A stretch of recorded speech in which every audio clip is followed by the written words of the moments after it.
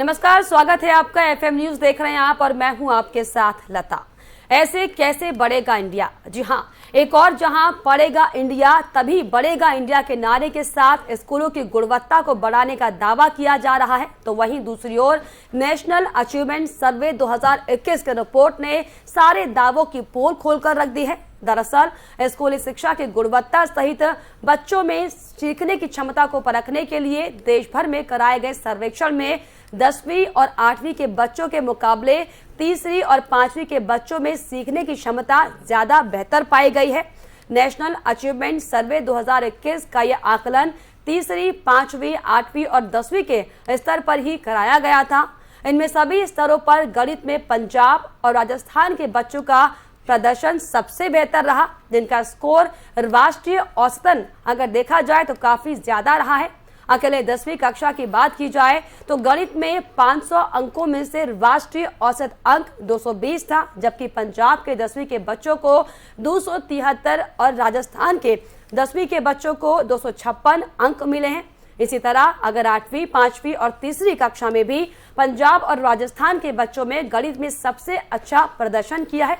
साथ ही साथ रिपोर्ट में बेटियों ने लगभग सभी स्तर पर बाजी मारी है। दरअसल आपको बता दें कि स्कूली बच्चों के सीखने की क्षमता को जांचने के लिए शिक्षा मंत्रालय की ओर से हर 3 साल में एक सर्वे कराया जाता है और इसके पहले इस तरह का सर्वे 2017 में हुआ था। हालांकि इसे 2020 में होना था, लेकिन कोरोना के चलते इसे टाल दिया गया था। रिपोर्ट के अनुसार बेटियों ने लगभग सभी स्तरों पर अपना बेहतर प्रदर्शन रखा है।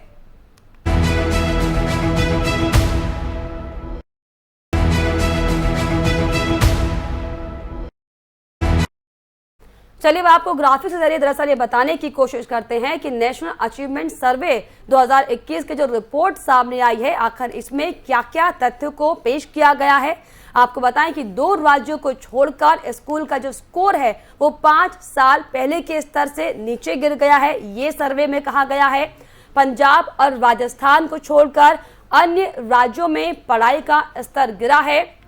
देश भर के स्कूलों में शैक्षणिक प्रदर्शन 2017 में दर्ज किए गए स्तरों से नीचे। इसके अलावा 8वीं, 10वीं के मुकाबले तीसरी और 5वीं के जो बच्चे हैं वो गणित में ज्यादा तेज देखे गए हैं। आपको बता दें कि 720 जिलों के 1 लाख से ज्यादा स्कूलों में दरअसल ये परीक्षण किया गया था, जिसके आधार पर ये सर्वे सामने आया है। गणित जैसे विषय में भी तीसरी और 5वीं के बच्चों का प्रदर्शन बेहतर था 8वीं और 10वीं की तुलना में। इसके अलावा केरल जैसे कुछ राज्यों ने 2017 की तुलना में अपने गणित के स्कोर में सुधार किया, लेकिन स्कोर हालांकि कम रहा और तीसरी, 5वीं और 8वीं के बच्चों का प्रदर्शन राष्ट्रीय स्तर पर अगर देखा जाए तो 60% से ज्यादा रहा। और साथ ही साथ रिपोर्ट में बेटियों ने लगभग सभी स्तर पर बाजी मारी है। आपको यह भी बता दें कि सर्वे का आकलन तीसरी, 5वीं, 8वीं और 10वीं के स्तर पर ही कराया गया दरअसल, और सभी स्तरों पर यह सामने आया कि गणित में पंजाब और राजस्थान के बच्चों का प्रदर्शन सबसे ज्यादा बेहतर है। हालांकि महामारी के चलते बच्चों की पढ़ाई का जो स्तर है वो इसे गिरना बड़े कारण के तौर पर इसको देखा गया है। तो लगातार अगर 2017 की कंपैरिजन की अगर बात की जाए तो 5 साल बाद भी स्तर बढ़ने की बजाय 2 राज्यों के अलावा सभी राज्यों में जो स्तर है वो घटा है। पंजाब और राजस्थान में बेहतर बच्चों की पढ़ाई के स्तर को माना गया है। और ये खास तौर पर आपको बात बताएं कि जो सर्वे किया गया था 5वीं, 8वीं और 10वीं बच्चों को लेकर ही किया गया है।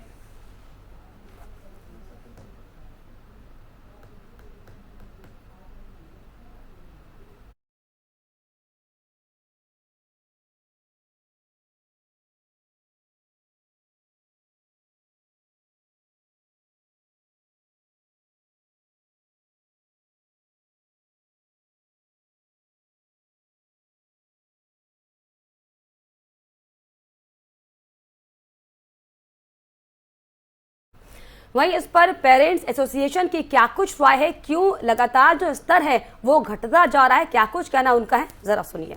एनएएस की तरफ से जो सर्वे करवाया गया है और इसकी जो रिपोर्ट आई है उस रिपोर्ट को देख के हमें कोई हैरानी नहीं हुई, क्योंकि हम ये जानते हैं कि पूरे भारत में जो शिक्षा का स्तर है वो लगातार गिरता जा रहा है।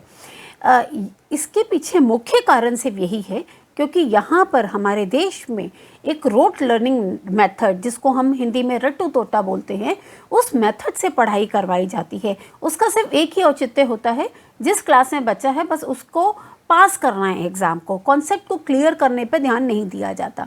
तो हमारा सरकार से यही अनुरोध है कि सरकार तुरंत नेशनल एजुकेशन पॉलिसी है जो बहुत बेहतरीन बनाई गई है, उसकी जो भी त्रुटियां हैं उनको दूर करते हुए नेशनल एजुकेशन पॉलिसी को लागू करें, तुरंत लागू करें।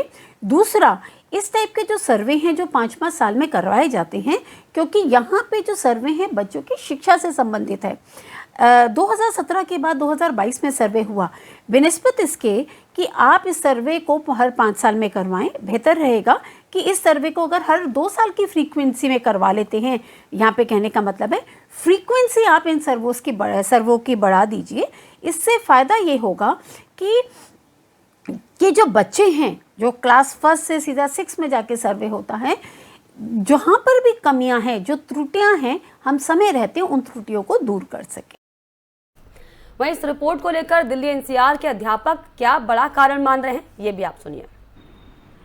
राष्ट्रीय अचीवमेंट सर्वे 2021 में बच्चों का बेहतर परिणाम न आने का कारण कोरोना काल 2020-21 लगातार 2 वर्ष तक बच्चे शिक्षण कार्य से वंचित रहे हैं। ऑनलाइन शिक्षण कार्य दिया गया है, जिसमें अधिकतर बच्चों के पास एंड्रॉयड फोन न होना प्रमुख कारण है। इस सर्वे में जो शिक्षा का स्तर आप कम आकलन कर रहे हैं, उसका प्रमुख कारण ऑनलाइन शिक्षण कार्य था। बच्चों से अध्यापक दूर रहा है।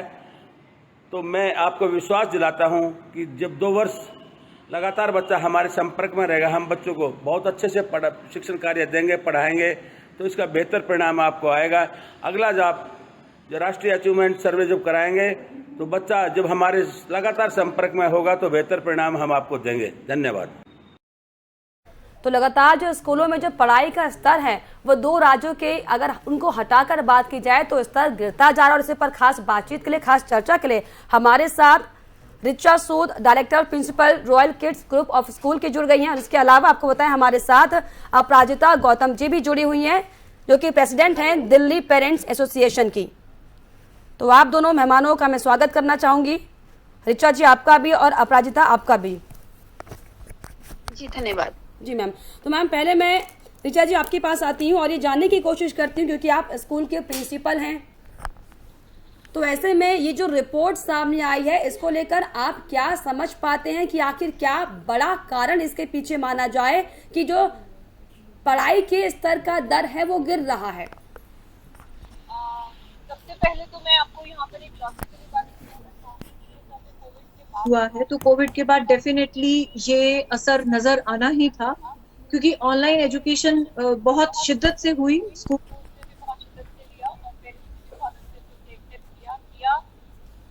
लेकिन उसके बावजूद भी जो उनकी सोशल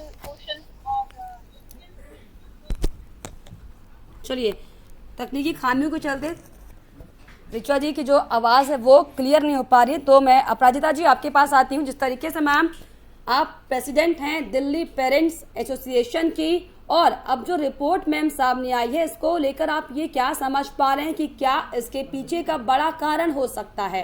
क्योंकि 5 साल में जहां स्थितियों में सुधार होना चाहिए था लेकिन कमी देखी जा रही है, जो स्तर है वो घटता जा रहा है। देखिए, इसमें मैं अगर सबसे बड़ा कारण अगर आप हमसे पूछेंगे तो जहां पे सरकारी स्कूलों को सरकार के द्वारा ही इग्नोर किया जा रहा है और प्राइवेट स्कूलों को बढ़ने दिया जा रहा है। आप देखिए गली कूचों में अगर आप कोई आरटीआई लगा के भी या सरकार से आंकड़े मांगे जाएं, इतने सालों में कितने सरकारी स्कूल खुले या कितने प्राइवेट खुले, तो आप ये देखेंगे अगर 1000 सरकारी स्कूल खुले होंगे तो 10,000 प्राइवेट स्कूल खुले होंगे, कि एक बहुत बड़ा कारण है। और प्राइवेट स्कूल क्वालिटी एजुकेशन से ज्यादा अपनी फीस पे फोकस करते हैं। वो कोशिश करते हैं कि एमिनिटीज के आधार पर वो ज्यादा से ज्यादा फीस लें। ऑब्वियसली आज की डेट में वो देख रहे हैं कि हर पेरेंट को चाहिए कि वो पढ़ाई के साथ साथ बच्चों को अच्छा एनवायरनमेंट दे, जो प्राइवेट स्कूल जिस पे ज्यादा फोकस करता है पढ़ाई से ज्यादा। दूसरा, ये जो सर्वे यहाँ पे साफ साफ ये दिखाता है, क्योंकि जैसे मैंने आपको पहले भी कहा, मैं फिर कह रही हूँ, यहाँ पे हमारा रूट लर्निंग सिस्टम है जिसको हम रट्टू टोटा वो बोलते हैं। ए फॉर एप्पल ही रहेगा सारे किताबों में, जब से हम पढ़ते आ रहे हैं, और आज भी आप देख लीजिए किताबें। वाइडर पर्सपेक्टिव में बच्चों को पढ़ाने की कोई कोशिश नहीं कर रहा है, जिसके लिए ये मैं बोलूंगी कि नेशनल एजुकेशन पॉलिसी ने जहां पर इस चीज पे फोकस किया कि जो हमारी रोड लर्निंग मेथड जो मैकेले थ्योरी पे बेस है, उसको हटाकर बच्चों को एक कॉन्सेप्ट के थ्रू वाइडर पर्सपेक्टिव में समझाया जाए, तो मुझे ऐसा लगता है कि केंद्र सरकार अगर नेशनल एजुकेशन पॉलिसी जो 2 साल पहले आ चुकी है, मैं मानती हूँ कोविड की वजह से आप उसको नहीं ला पाए, बट उसको जल्दी से जल्दी जो भी उसमें कमियां हैं, त्रुटियां हैं, उनको दूर करते हुए उसको एप्लीकेबल जल्दी से जल्दी करें, क्योंकि एक यही तरीका है कि बच्चों को वाइडर पर्सपेक्टिव में समझाया जा सकता है। लास्ट में एक बात मैं अपनी बात को साबित करने के लिए कहना चाहूंगी, जैसे सीबीएसई का एक पैटर्न है, ये रोड लर्निंग मेथड पे है। अब आप देखेंगे बहुत सारे लोग जो स्कूल जो हैं आईसीएसई बोर्ड पे कन्वर्ट होना चाह रहे हैं, क्योंकि बाहर जो किसी भी बच्चे को जो कॉन्सेप्ट समझाया जाता है, तो उसके पीछे का कंप्लीट उसको एक आप जो सिस्टम को समझने की कोशिश करते हैं तो थॉरो नॉलेज दिया जाता है। ये नहीं कि किताबी ज्ञान के पीछे चल रहे हैं, बता दी गई, बच्चा उसमें क्वेश्चन प्रैक्टिकलिटी से हमें बच्चों को जोड़ना होगा, क्योंकि जो रट्टू तोता वाली बात आप कह रहे हैं मैम, क्योंकि सिर्फ और सिर्फ रीडिंग करने से, याद कर लेने से बच्चों का माइंड डेवलप नहीं होता। बिल्कुल इस पर जोर देना चाहिए। ऋतु जी, मैं आपके पास आना चाहूंगी। जिस तरीके से नेशनल अचीवमेंट सर्वे की रिपोर्ट ये कहती है कि 8वीं और 10वीं के बजाय जो 3वीं और 5वीं के बच्चे हैं वो ज्यादा बेहतर प्रदर्शन कर पा रहे हैं, इसको आप किस तरीके से समझते हैं कि इसके पीछे क्या बड़े एस्पेक्ट हो सकते हैं? क्योंकि छोटे बच्चे जिनके पास थोड़ा कम दिमाग बड़ों के अकॉर्डिंग होता है, लेकिन स्टिल वो जो बच्चे वो बेहतर प्रदर्शन कर रहे हैं, क्या वजह आप इसके पीछे समझते हैं मैम? ऋतु जी। जी, आपने ऋचा बोला या ऋतु बोला, मैं समझ नहीं पाई। Sorry, Richa ma'am. तो आप ये कह रही हैं कि 10वीं और 12वीं, 10वीं के बच्चे, 8वीं और 10वीं के बच्चे जो हैं वो गणित में पीछे हैं, और जो छोटे बच्चे हैं, देखिए पहली बात तो मैं ये कहना चाहूंगी कि जो ये सर्वे है वो कोविड के बाद हुआ है। कोविड के बाद अगर आप देखेंगे तो छोटे बच्चों पर फिर भी पेरेंट्स ने साथ बैठ के उन्हें ध्यान दिया, पढ़ाया, बहुत सपोर्ट किया ऑनलाइन स्टडीज के टाइम में, तो उनकी स्किल्स इंप्रूव हुई है, नो डाउट। हम भी अब स्कूल में ये महसूस करते हैं, क्योंकि पेरेंट्स बहुत अच्छे से समझे कि हमारे बच्चे की कहाँ कमी है, कहाँ वो प्रैक्टिस नहीं कर पा रहा है। तो जब पेरेंट्स और स्कूल वालों ने एक साथ हाथ मिलाया तो काफी अच्छा एक कोऑर्डिनेशन बना और काफी बच्चों की लर्निंग बढ़ी। लेकिन 9th, 10th, 8th ये बच्चे जो है, ये पेरेंट्स इनके ऊपर छोड़ देते हैं कि बच्चा कर लेगा, बच्चा बड़ा हो गया है, तो बच्चों का स्क्रीन टाइम तो बढ़ गया, लेकिन उन्होंने क्या किया कि वहां पर जूम क्लासेस में या दूसरे तरह की जो भी ऑनलाइन एजुकेशन सिस्टम जिसने जो भी एक्सेप्ट किया हुआ था, जो भी एडॉप्टेड मेथड थे, उनको सिर्फ कैमरा ऑफ कर दिया या खुद को म्यूट कर लिया, तो उनकी स्किल्स जो है पर वीक होती चली गई, क्योंकि पेरेंट्स को लग रहा है कि बच्चा मोबाइल के सामने या लैपटॉप के सामने बैठा हुआ पढ़ रहा है, लेकिन बच्चा साइड बाय बहुत कुछ अलग कर रहा था। और छोटे बच्चों के साथ क्योंकि पेरेंट्स थे, तो इस वजह से मेरा मानना है कि उनकी स्किल्स अच्छे से डेवलप हुई कोविड टाइम में, और ये सर्वे चूंकि कोविड के बाद है तो इसलिए मैं इस चीज पे ज्यादा स्ट्रेस दूंगी। बिल्कुल, लेकिन ऋचा जी, कोविड 2020 में आया, जो रिपोर्ट है वो 17 के बाद की, यानी कि पूरे 5 साल की रिपोर्ट है, तो हम सिर्फ कोविड को ध्यान में रखते हुए इस बात को इग्नोर नहीं कर सकते कि हो सकता है कि कोविड के चलते ग्राफ लगातार नीचे गिरा हो, क्योंकि 2017, 18, 19।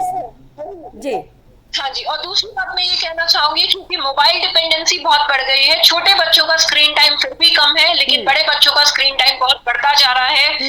बहुत सारे सोशल मीडिया के बच्चे बहुत ज्यादा एंगेज हैं। लगभग अगर बच्चों का सर्वे किया जाए तो वो 6 से 8 घंटे मोबाइल पर, सोशल मीडिया पर बिताने लगे हैं, जो कि इनकी गणित की स्किल्स के लिए ठीक नहीं है, क्योंकि दिमाग में जब दिमाग तो उतना ही है बच्चों का, डेवलप होता है, एक एक चीज याद करते हैं तो डेवलप होता है, लेकिन अगर उनके दिमाग में बाकी की चीजें भरती चली जाएंगी तो हमारी पढ़ाई की स्किल्स कैसे भरी जाएंगी। तो ये एक बहुत बड़ा मुद्दा है। साइंटिफिकली अगर इसे चेक किया जाए तो मोबाइल डिपेंडेंसी, और बड़े बच्चों को कैलकुलेटर यूज करना होता है कैलकुलेशंस के लिए, तो उनकी जो डिपेंडेंसी है वो गैजेट्स पे बढ़ती चली जा रही है। तो इसलिए उनकी अपनी जो पर्सनल एक ह्यूमैनिटेरियन स्किल्स जो है वो वीक होती चली जा रही है। बिल्कुल ऋचा जी, जिस तरीके से आप लगातार प्रिंसिपल हैं स्कूल की, तो आपको लगता है कि क्या एजुकेशन पॉलिसी में कुछ चेंजेस होने चाहिए, जो बच्चों की पढ़ाई का जो स्तर है किस तरीके से और बेहतर तरीके से बढ़ाया जाए, क्या क्या उनमें बदलाव किए जाएं, किन किन तरह की प्रैक्टिसेस जो हैं वो बच्चों के स्केड्यूल में डाली जाएं, क्या इन पर फोकस करना बेहद जरूरी लगता है? जी, मैं इसी पर बताती हूँ कि इस समय हैंड्स ऑन प्रैक्टिसेस का बहुत बड़ा इसमें योगदान है पढ़ाई में। हमारी नेशनल एजुकेशन पॉलिसी पहले भी थी, उसमें भी प्रैक्टिकल्स पे जोर दिया जाता था, लेकिन चूंकि अब बच्चों में स्किल डेवलपमेंट की बात होने लगी है, तो स्किल डेवलपमेंट जब तक होगी उस समय के बीच में मेरी जानकारी है और जहां तक हम लोग भी कोशिश करते हैं, हम बच्चों को नई से नई चीज प्रैक्टिकल्स के थ्रू समझाने की कोशिश करते हैं। प्रैक्टिकल्स के थ्रू समझी हुई और स्किल डेवलपमेंट के थ्रू पढ़ाई गई जो पढ़ाई है वो बच्चे की लाइफ को ज्यादा एक दिशा दे पाएगी और बच्चे ज्यादा सक्षम हो पाएंगे आगे अपनी जीविका अर्जन करने के लिए। और जो मैं कहना चाहती हूँ वो ये कि बच्चे जितना ज्यादा, हम स्कूल वाले जो है वो प्रैक्टिकल डेफिनेटली करा रहे हैं। नेशनल एजुकेशन पॉलिसी में अब हैंड्स ऑन प्रैक्टिसेस पे बहुत ज्यादा जोर है। निपुण भारत आ गया है साथ में, निपुण भारत में टीचर्स को कैसे पढ़ाने के लिए हर चीज बताई गई है। एक मुद्दा जो यहाँ पर है वो टीचर्स हमारे सब पुराने हैं, टीचर्स को अपनी स्किल्स को अपग्रेड करना होगा, ये बहुत जरूरी है। बहुत सारे स्कूल्स में टीचर्स की ट्रेनिंग पे ध्यान नहीं दिया जाता है, तो मैं यहाँ पर आपके टीवी चैनल के माध्यम से उन स्कूल्स को भी ये कहना चाहूंगी कि अपने टीचर्स की स्किल्स को अपग्रेड करें, उनको समय समय पर ट्रेनिंग दें ताकि बच्चे को सही शिक्षा दी जा सके। और जैसे नेशनल एजुकेशन पॉलिसी जिस तरीके से चाहती है, जिस तरीके से उसमें लिखा गया है कि ये चीजें लेसन प्लान सब उसमें बताए गए कि लेसन प्लान आप किस तरीके से बताएं, किस तरीके से प्रैक्टिकल कराएं, तो वो सब चीजें छोटी छोटी क्लासेस में भी अगर टीचर्स ट्रेंड होकर के पढ़ाना शुरू कर दें तो बहुत अच्छा है। को भी थोड़े स्किल्स डेवलप करने होंगे, ये आप रीजन बता रहे हैं। प्राजिता जी, मैं आपके पास आऊंगी। जिस तरीके से आपने कहा कि प्रैक्टिकलिटी पे हमें फोकस करना चाहिए, लेकिन अगर मैम हम अपने भारत के तमाम जो अलग राज्यों में स्कूलों की स्थिति है उनके विषय में अगर चर्चा करते हैं तो कहाँ कहाँ पर आपको लगती है कि ये खामियां हैं, चाहे वो प्राइवेट स्कूल हो या फिर सरकारी? देखिए सरकारी स्कूलों में तो बहुत लता जी, मैं यही कहना चाहूंगी कि हम अपने देश के स्कूलों की अगर हम बात करें, जैसे मैंने पहले कहा, मैं फिर कहती हूँ, चाहे वो केंद्र सरकार है चाहे वो राज्य सरकार है, सरकारी स्कूलों को बढ़ावा नहीं दे रहे हैं। वो कहीं ना कहीं डायरेक्टली इनडायरेक्टली प्राइवेट स्कूल्स को प्रमोट कर रहे हैं। हम प्राइवेट स्कूल्स के अगेंस्ट नहीं हैं, बट आप भी देखेंगे अगर हम नंबर ऑफ स्कूल्स की बात करें, आज की डेट में बहुत बड़ी जो जनसंख्या है स्टिल सरकारी स्कूलों में जाती है क्योंकि वो प्राइवेट स्कूल अफोर्ड नहीं कर सकती। शहरों की बात छोड़ दें, गांव कस्बों में तो सरकारी स्कूलों को ही प्राथमिकता दी जाती है। दूसरी बात, हम एक चीज और भूल रहे हैं, क्यों हमने नेशनल एजुकेशन में लता जी, हाँ बताइए, चलिए आप क्या कह रहे, बोलिए, अपनी बात पूरी करिए। हाँ, मैं अपनी बात ये करना चाहती हूँ क्योंकि नेशनल एजुकेशन पॉलिसी पे हम सिर्फ जोर दे रहे हैं क्योंकि आज जो सर्वे हुआ है, बेशक 5 साल बाद हुआ है ये सर्वे, आप ये देखिए, क्योंकि आज भी right to education act, no detention policy पे चलता आ रहा है।